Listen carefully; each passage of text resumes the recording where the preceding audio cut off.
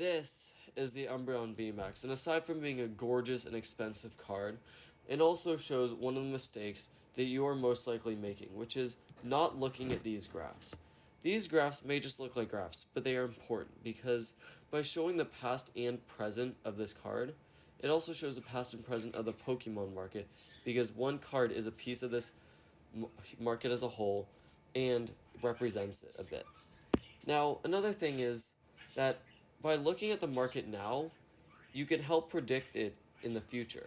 And this is by looking at supply and demand, which is the way to predict the Pokemon card market. And supply and demand can and will be influenced partially by this graph. Now, supply is pretty steady, especially with cards like the Moonbreon, which stay pretty consistent in supply and don't really go up. But demand is really what changes and drives the price up and down.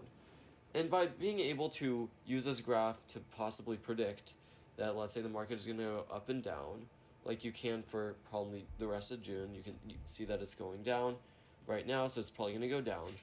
It prevents you from buying too high or selling too low or not holding when holding was the best option.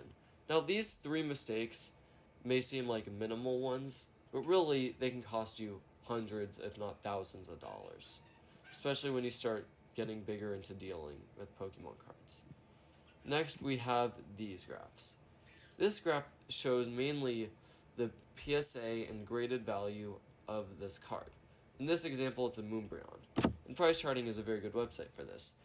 But getting cards graded when you bought them raw or ungraded is the best way to make a profit in the Pokemon card market.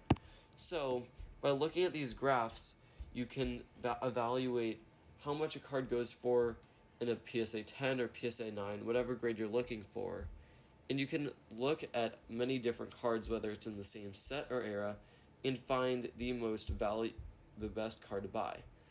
Now, the reason I'm saying this is because while the Moonbreon is a cool card, I've found that it is not exactly the best card to buy when it comes to making a ton of profit. Now, this is because while it is a very good card, there are cards like the Gengar VMAX Alt-Art that go for more money in a PSA 10 return-wise, or percentage-wise.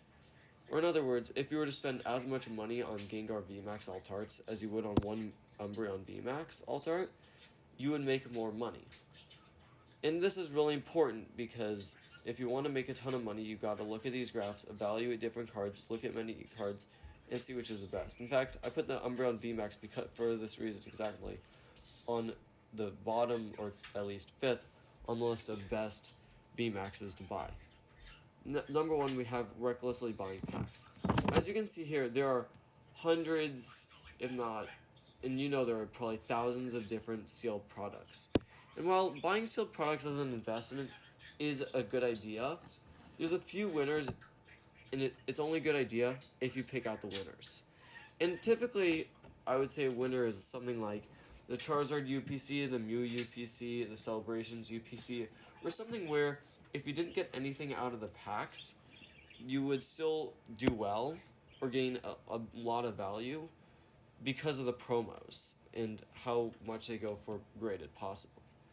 And the reason is because generally packs, you don't get much in them, and they're not easy to sell because there's so many of them. For example, let's say you get some Evolving Skies packs in a box, and you were to just suddenly sell them, or try to sell them. There's many other dealers that sell Evolving Skies packs and have them. Or even with some of these newer sets where it's even worse, because there's even more dealers that have them, making them very hard to sell and very hard profits. Anyway, thank you guys so much for watching. See you next time. By the way, I'm not sponsoring any of these products on eBay. I just found them. Thanks. See you later.